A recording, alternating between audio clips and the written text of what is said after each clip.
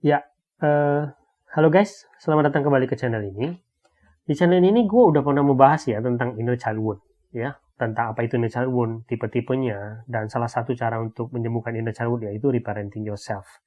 Tetapi yang jadi masalah adalah banyak orang yang nggak tahu kalau dia tuh punya inner child wound, sehingga mereka tidak berpikir untuk mencari tahu tentang inner child wound. Jadi di video kali ini gue mau memberitahu ya beberapa tanda ketika seseorang itu punya inner child wound. Sehingga ketika misalnya kalian ngerasa bahwa tanda-tanda ini ada pada kalian bisa cari lebih jauh tentang inner child wound di video-video gue sebelumnya. Atau memang mungkin cara yang terbaik kalau kalian merasa butuh untuk berkonsultasi dengan psikolog misalnya, ya lakukan saja misalnya begitu. Tanda-tanda seseorang mungkin saja dia punya inner child wound. Oke, yang pertama, kamu biasanya sulit percaya pada dirimu sendiri. Kamu sulit untuk mengambil keputusan berdasarkan apa yang kamu yakini.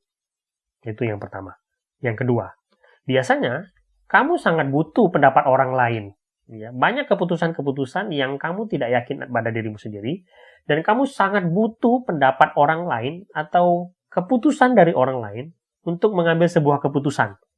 Oke, itu yang kedua.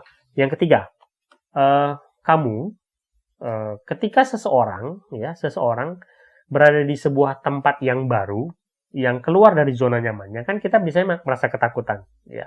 Tetapi ketika seorang punya inner child wound itu, dia ketakutannya itu melebihi orang normal, gitu ya. Ketakutannya itu berlebihan. Ketakutannya itu sangat-sangat mencengkeram dia, gitu. Itu yang terjadi misalnya. Yang keempat, kamu sangat sensitif terhadap kritik, gitu ya. Kamu sangat mudah tersinggung ketika misalnya seseorang mengatakan sesuatu yang salah tentang kamu. Dan ini membuat orang sekeliling kamu menjadi serba salah ketika mereka berada di samping kamu, gitu ya, karena mereka harus menerima limpahan emosi-emosi kamu yang sangat-sangat sensitif, misalnya.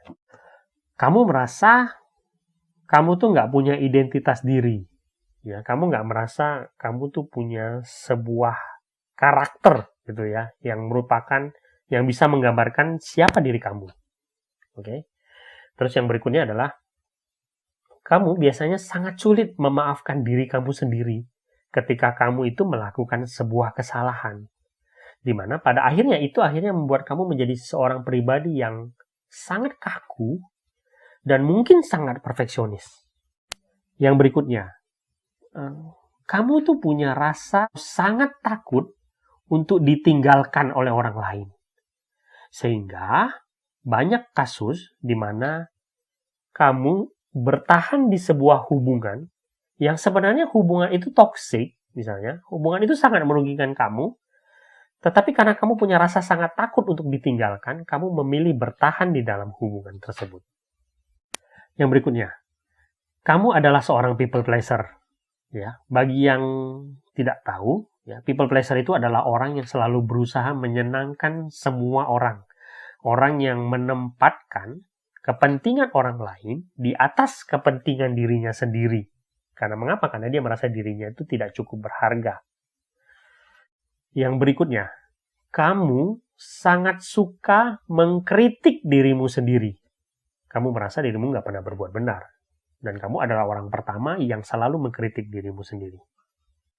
Yang berikutnya, kamu mengalami yang namanya trust issue, atau kamu sangat sulit untuk percaya kepada orang lain, dan kamu sangat sulit untuk berkomitmen.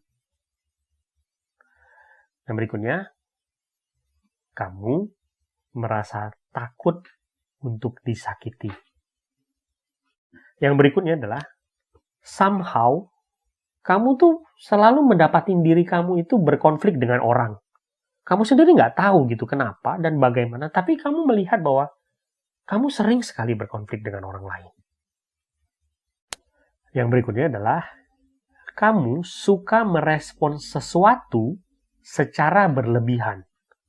Kemudian memikirkan sesuatu secara berlebihan, ya, bereaksi terhadap sesuatu secara berlebihan, dan kamu sangat sulit melepaskan pikiran kamu dari segala sesuatu yang berlebihan itu. Gitu. Dan yang terakhir, jauh di dalam hati kamu kamu sebenarnya menyadari bahwa ada sesuatu yang salah di dalam diri saya. Ada sesuatu yang tidak benar gitu. Ada sesuatu yang mengganjal di dalam diri saya. Hanya saja, sayangnya kamu tidak tahu apa yang salah dengan diri kamu. Itu adalah tanda-tanda dari seseorang yang mungkin saja punya inner child wound. Sekali lagi, kalian bisa cek video-video gue tentang inner child wound, tetapi jalan yang terbaik adalah mungkin kalau kalian merasa kalian punya inner child wound adalah kalian bisa cari pertolongan di tempat yang tepat, misalnya dengan berkonsultasi dengan psikolog gitu ya. Jangan merasa sedih ketika kalian merasa kalian punya inner child wound, karena banyak orang punya ini, yang sayangnya banyak orang nggak sadarin ini gitu ya. Dan ini bukan sebuah aib atau sebuah kegagalan dalam hidup gitu ya. Nggak ada orang yang mau punya inner child wound. Tetapi kadang kita harus punya sesuatu yang kita memang nggak mau, tapi ada. Dan jalan satu-satunya adalah kita berusaha menyembuhkan itu. Sampai jumpa di video berikutnya.